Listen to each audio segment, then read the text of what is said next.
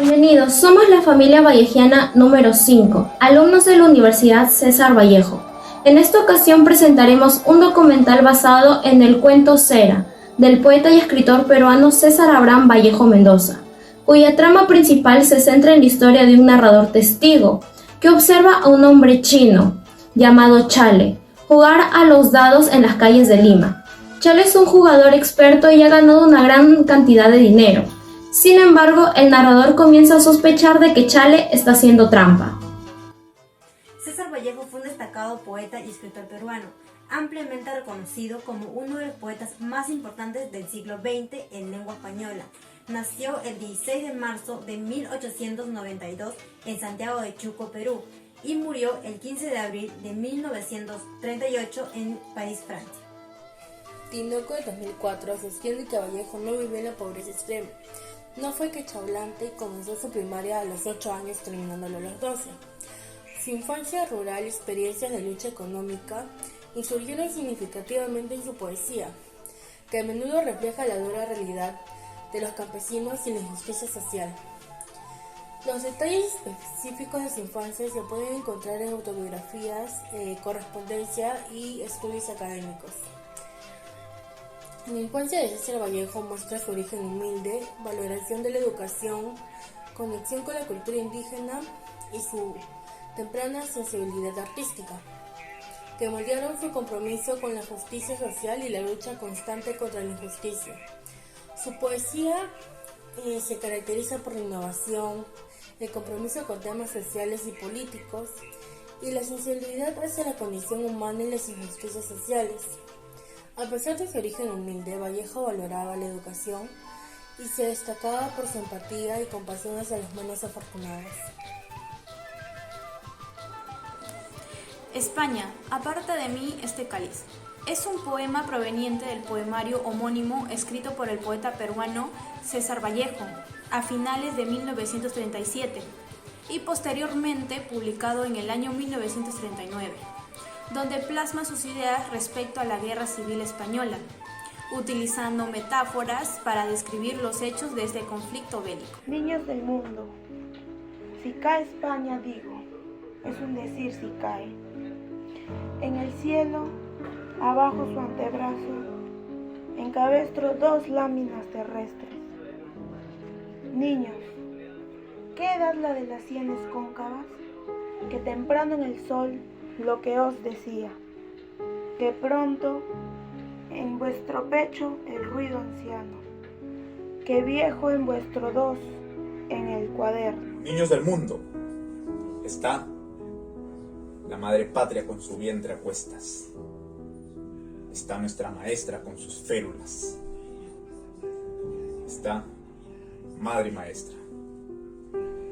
Cruz y madera, porque os dio la altura, vértigo, división y suma. Niños, está con ella, padres procesales. Si cae, digo, es un decir, si cae, España, de la tierra para abajo. Niños, ¿cómo vais a cesar de crecer? ¿Cómo va a castigar el año al mes? ¿Cómo va a quedarse en 10 los dientes? En palota el diptongo, la medalla en llanto. ¿Cómo va el corderillo a continuar, atado por la pata al gran tintero? ¿Cómo vais a bajar las gradas del alfabeto hasta la letra en que nació la pena? Niños, hijos de la guerra, entre tanto, bajad la voz, que España ahora mismo está repartiendo la energía entre el reino animal, las florecillas, los cometas y los hombres. Bajad la voz, que está en su rigor, que es grande sin saber qué hacer, y está en su mano la calavera hablando y habla y habla. La calavera, aquella de la trenza, la calavera, aquella de la vida. Bajad la voz, os digo, bajad la voz. El canto de las sílabas, el llanto de la materia y el rumor menor de las pirámides. Y aún en las sienes que andan en 2 piedras, bajad el aliento. Y si el antebrazo baja, si las férulas suenan, si es la noche, Si el cielo cabe en 2 limbos terrestres, si hay ruido, en el sonido de la puerta, si tardo, si no veis a nadie, si os asustan los lápices sin punta, si la madre España cae, digo, es un decir, salid niños del mundo, id a buscarla. Los cuentos de la colección de Escalas, según Silva en 2004, presentan una particularidad, y es que podemos resaltar su notoria afinidad a lo fantástico. Es así como en Cera, Vallejo nos hace gala de su destreza y habilidad con su prosa, mostrando en sus personajes esa naturalidad resultante en la combinación entre lo real y lo irreal, de la mano con ese toque de ambigüedad, lo que hace de Cera un cuento que atraviesa en los campos de la fantasía, sin llegar a deslindarse de ese toque poético presente en los demás cuentos de Escalas. Al respecto, Susti 2013 considera que este cuento es el más representativo en cuanto a fantasía de la colección de Escalas. Con lo presentado podemos comparar con nuestra sociedad actual y cómo afecta la ludopatía a los ciudadanos cada vez más, pasando de ser una herramienta para liberar el estrés a convertirse poco a poco en una adicción. En este cuento se puede apreciar cómo la avaricia y el vicio predominan en la vida de Chale, pero que por más suerte y dinero que uno tenga, nada te salva de las consecuencias de tus malas acciones. Con todo esto, la carencia de autocontrol y la falta de legalidad en el juego, Vallejo nos hace identificar los valores como la sinceridad, la honestidad y la responsabilidad, actitudes que no poseía el chino en la historia. Los dados volaron, mejor, corrieron tropezándose entre sí, vibrante, grisácea línea que trataba cada dado al rodar. Una de esas líneas empezó a engrosar. Fue desdoblándose de manchas unas más blancas que otras. Pintó sucesivamente 2 puntos negros, luego 5, 4, 2, 3, y plantóse por fin marcando quina, para, como movido por resorte, volver inmediatamente la cara hacia el nuevo concurrente. Chale se desmudó. Parece que ambos hombres chocaron sus miradas. El recién llegado era un hombre alto y de anchura proporcionada. Con su correcto vestir y su distinción, dijo dirigiéndose al chino: «¿Cuánto importa toda su banca? Allí está todo», balbuceó, sin saber lo que decía. La banca importaba más o menos 50,000 soles. El hombre X nombró esta suma y extrajo una cantidad igual de sí mismo y con majestad la colocó sobre la mesa, apostándola al azar. Extrajo del bolsillo su revólver, acercándolo sigilosamente a Chale. Recordé lo que momentos antes había susurrado en la sala. Siempre las más altas paradas son para Chale. No se puede con él. De nuevo esa partida simultánea de los dados ante iguales términos aleatorios de apuesta. Los maramoles corrieron y corrieron y corrieron. El cañón y el gatillo y la mano esperaban. Y de la gran parada no miraba los dados, solo miraba fija, terrible, implacablemente a la testa del asiático. Ante aquel desafío que nadie notaba, de ese revólver contra ese par de dados que pintarían el número que pluga la invencible sombra del destino, encarnada en la figura de Chale, los dados detuviéronse, la muerte y el destino tiraron de todos los pelos. 2 ases. El chino se echó a llorar como un niño. Profesora, buenas noches. En esta oportunidad me encuentro con la señorita que está estudiando la carrera de Psicología en la Universidad César Vallejo. Esta noche les realizaré unas determinadas preguntas que van dirigidas para nuestro proyecto emprendedor del curso Cátedra Vallejo. Soy la estudiante Yaritza Zaval y pertenezco al grupo número 5. Señorita, ¿se puede presentar? Mucho gusto, señorita Yaritza.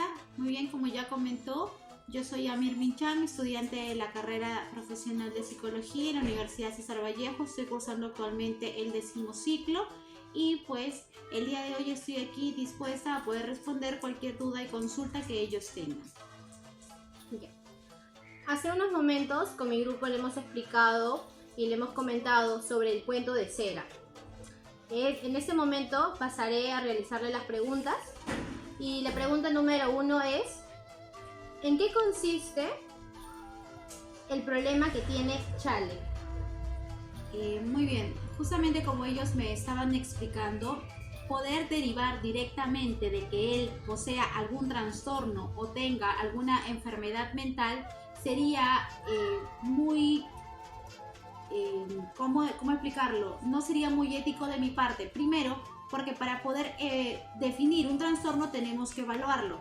Entonces nosotros no podemos llevarnos solamente por tendencias o por ciertos patrones a definir que él tiene un trastorno.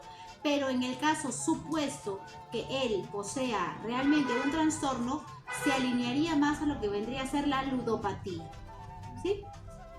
Claro, está bien. Entonces, la pregunta número 2 sería, ¿cuántos casos parecidos al problema que tiene Chale o al trastorno podemos observar hoy en día en nuestra sociedad? Claramente, hoy en día, si nos regimos al 2023, la ludopatía es un trastorno, ¿sí? Es como las personas adictas a la droga, o las personas adictas al tabaco, las personas que no pueden controlarse bajo el régimen de adicción a ciertas sustancias. Entonces, la ludopatía llega a tomar hasta un 60% de la población, y en realidad esto se categoriza más en varones. No se está discriminando el tema de las mujeres, porque las mujeres en un 100%, ellas tienen un 20% del trastorno de la ludopatía. ¿Sí? De acuerdo. ¿Y cuál sería para usted la solución para las personas que sufren una adicción a los juegos o en estos casos sufren de ludopatía? Correcto, justamente como le mencionaba en la segunda pregunta, estimada, ¿sí? Según la ONU y también por el repositorio de la clínica europea, si no me equivoco, en el 2022, ellos refirieron de que en realidad una solución más efectiva es el tratamiento, un tratamiento que a la larga podría funcionar al 100% o dejar secuelas en ellos. Recordemos que todas las adicciones tienen reflejos, tienen repercusiones, entonces no se solucionan del todo. Lo que sí se le recomendaría es al paciente empezar una terapia, alejarse por completo del ambiente que lo está dañando, también el de poder formarse como persona, recibir mucho el apoyo de los familiares y sobre todo mantener un estilo de vida totalmente distinto al que se llevaba. Eso es todo. Y para terminar con la serie de preguntas, usted, señorita, o podríamos decirle psicóloga, ¿qué consejo le daría a los jóvenes para evitar caer en el vicio de los juegos? Muy bien.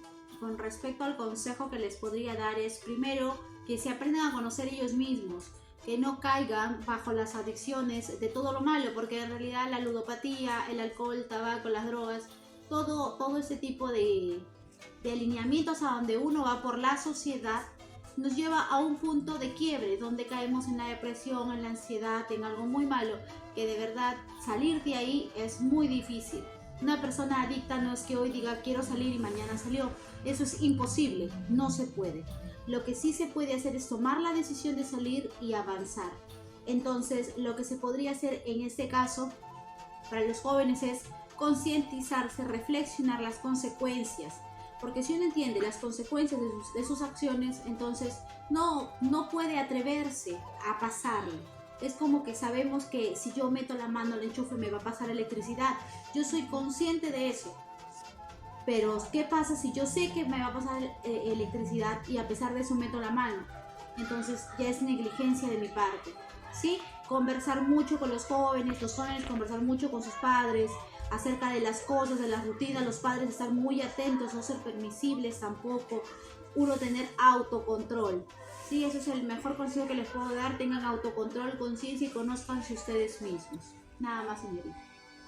Bueno, agradezco por el apoyo que nos está brindando y por tomarse el tiempo de apoyarnos con estas preguntas. Esto sería todo, profesora. Gracias. Hasta luego. Recibo un cordial saludo, estimado abogado Andrés Alberto, de los estudiantes de la Universidad César Vallejo, del curso de César Vallejo. En esta ocasión le vamos a hacer una pequeña entrevista referente al cuento Cera. En este primer lugar, ¿nos podría decir su nombre, su carrera, hace cuánto terminó también, por favor? ¿Nos podría brindar esa información? Mi nombre es Eduardo Luis André Aldea Vázquez, apellidos. Soy abogado, egresado de la Universidad San Martín de Porres, egresado desde el año 2014. Ejerzo la carrera como abogado desde el año 2016, que estoy colegiado en el Colegio de Abogados de Lima, hasta la actualidad. Sí, Muchas gracias por la información.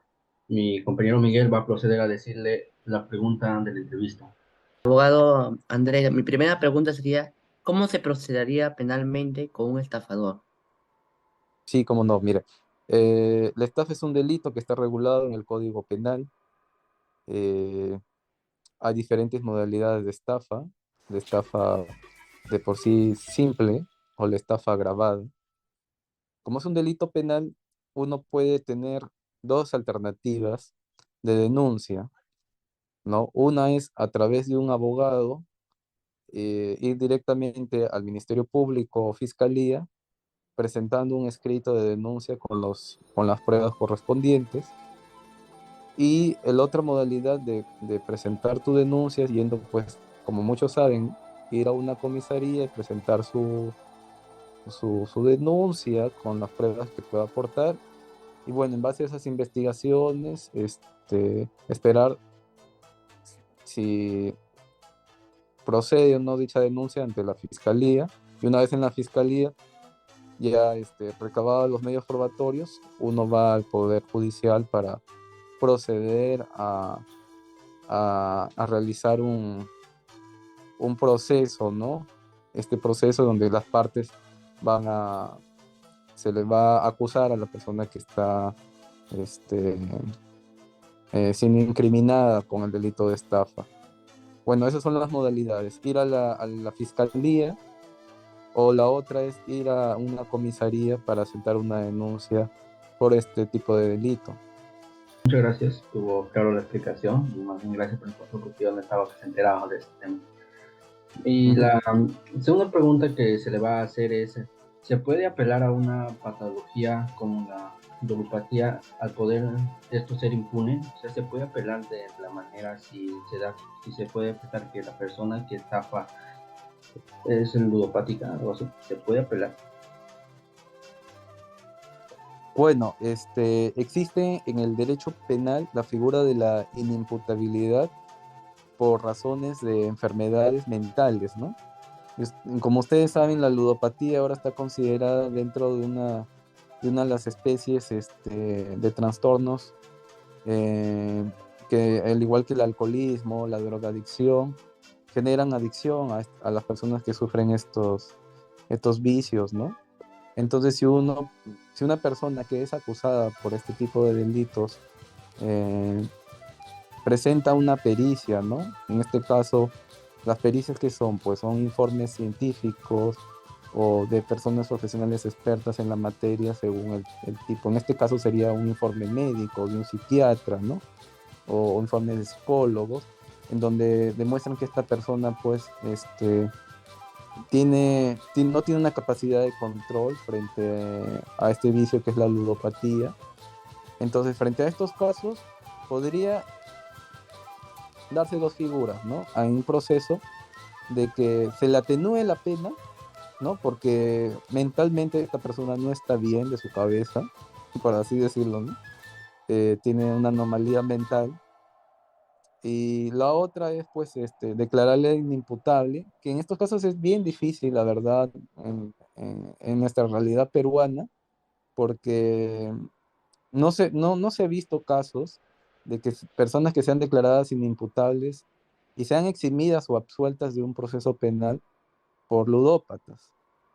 Lo que sí podría hacerse en estos casos es reducirse la pena en base a un informe médico de que esta persona, pues, no está, como se dice, no está sana con respecto a su conducta.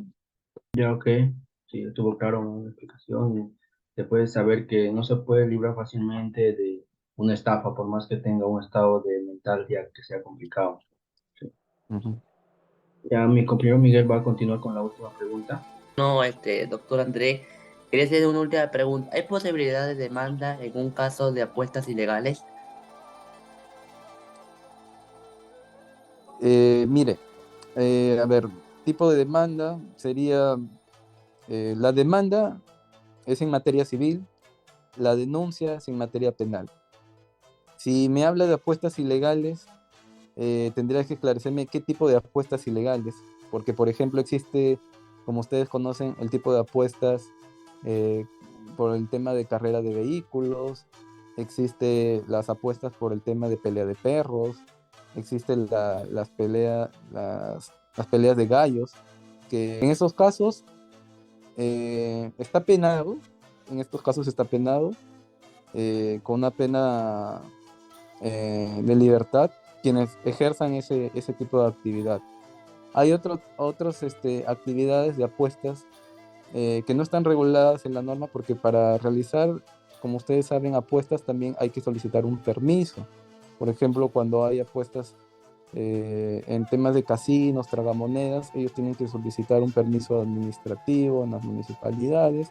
Cuando hay eventos deportivos y también se generan apuestas, también se tiene que solicitar un permiso municipal. Entonces, cuando no se cumple eso, hay dos vías, ¿no? La vía administrativa para que se les sancione a las personas administrativamente con una multa por el tema de incumplimiento de las formalidades que requiere un distrito o una provincia en donde se tiene que requerir en las instancias municipales para el permiso correspondiente. Y lo otro es, en caso de, como ya le había comentado anteriormente, en caso de que se afecten derechos de los animales o se esté atentando contra también libertad de personas, se puede denunciar penalmente por el delito especial del tema de animales o por un delito genérico de atentar contra el orden público y las buenas costumbres, ¿no? Muchas gracias por la entrevista, por su presencia, por haber aceptado la solicitud de mi invitación y esperamos verlo en otra ocasión, ¿no? Que sí, ha sido un tema interesante que se ha tratado, le agradezco mucho de parte de mi grupo de la familia vallejana número 5, gracias a su presencia y eso sería Está todo. bien. Sería todo. Mientras tanto, muchas gracias, Miguel. por tu tiempo también, gracias Sí. por aprender un tema muy, muy bonito, la verdad. Tras analizar el cuento Cera, llegamos a la conclusión de que es muy lamentable que en pleno siglo XXI hayan personas que sigan cayendo en este círculo vicioso.